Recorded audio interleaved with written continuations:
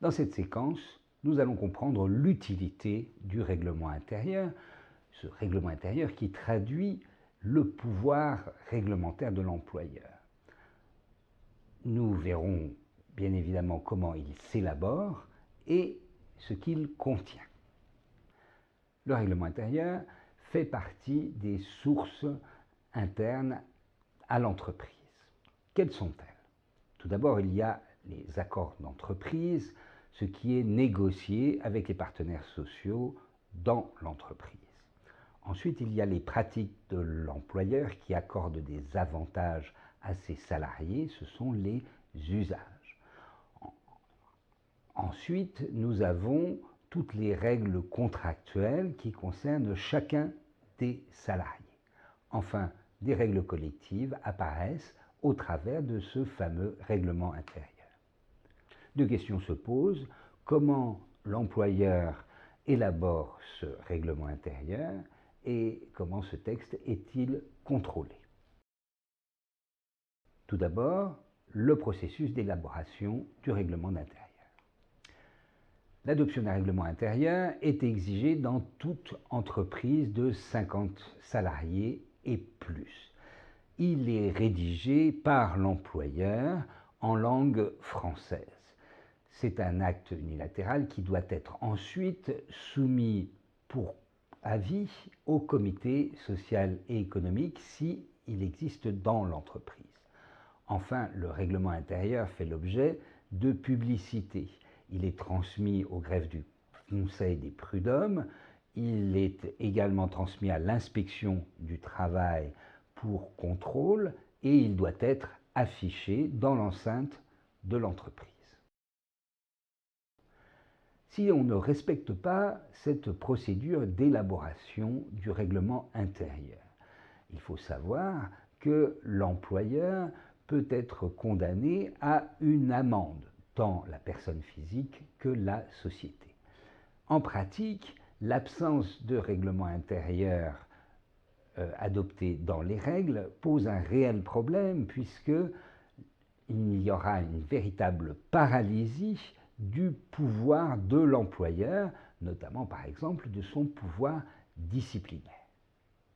Le règlement intérieur est soumis à un certain nombre de contrôles. D'abord, le contrôle de l'inspection du travail.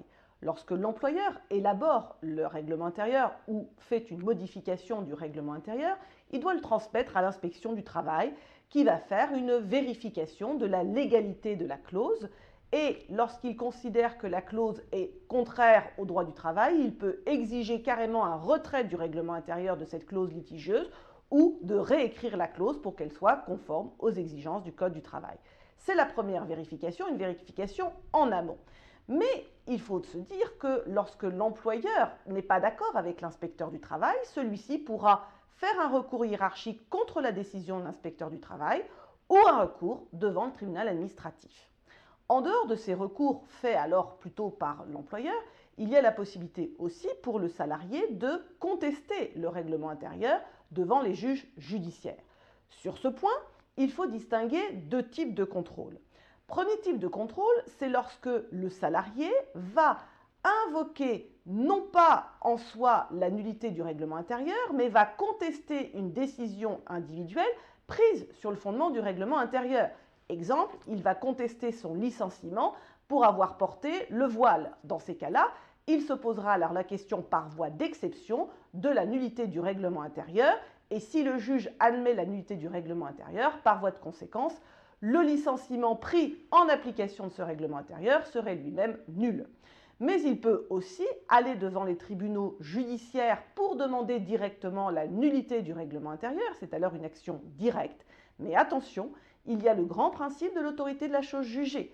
Autrement dit, si les clauses ont déjà fait l'objet d'un examen devant les juridictions administratives, il ne sera pas possible au juge de reprendre ce contrôle en application de ce principe de l'autorité de la chose jugée. Mais que contient ou que doit contenir le règlement intérieur? Eh bien, le Code du travail prévoit qu'il doit traiter de domaines spécifiques. En effet, les articles L 1321-1 et 2 du Code du travail prévoit que le règlement intérieur a un contenu obligatoire, impératif, mais limitatif. Il est effectivement limité à deux principaux domaines que nous allons aborder et au rappel de certaines règles contenues dans le Code du travail. Dans le règlement intérieur, l'employeur doit impérativement fixer deux types de règles. Les premières concernent celles relatives à la santé et à la sécurité dans l'entreprise en application de la réglementation dans ces domaines. Les secondes sont relatives à la discipline dans l'entreprise. Cela peut être par exemple les sanctions applicables ou la procédure disciplinaire. Ce doit être des règles générales et permanentes. Par ailleurs, dans le Code du travail, doivent être rappelées un certain nombre de règles, celles relatives aux droits de la défense des salariés, mais également toutes les règles du Code du travail relatives au harcèlement, qu'il soit moral ou sexuel, et également aux agissements de type sexiste. Une fois qu'on a déterminé le contenu du règlement intérieur, il faut encore préciser comment on va prévoir les règles. Sur ce point, le Code du travail prévoit un grand principe général négatif. En effet, il est interdit dans le règlement intérieur de mettre des textes qui soient contraires à la loi ou discriminatoires. Par exemple, il serait totalement interdit de limiter l'accès aux douches aux hommes. Et ensuite, concernant les atteintes aux libertés individuelles, elles sont en principe interdites, sauf si elles sont justifiées par la nature de la tâche et proportionnées au but recherché. Prenons quelques exemples tirés de la jurisprudence sur l'exigence de ces astreintes à la liberté individuelle. Concernant la liberté de se vêtir, la Cour de cassation avait été interrogée par rapport à un salarié qui travaillait en Bermuda et on le lui avait reproché.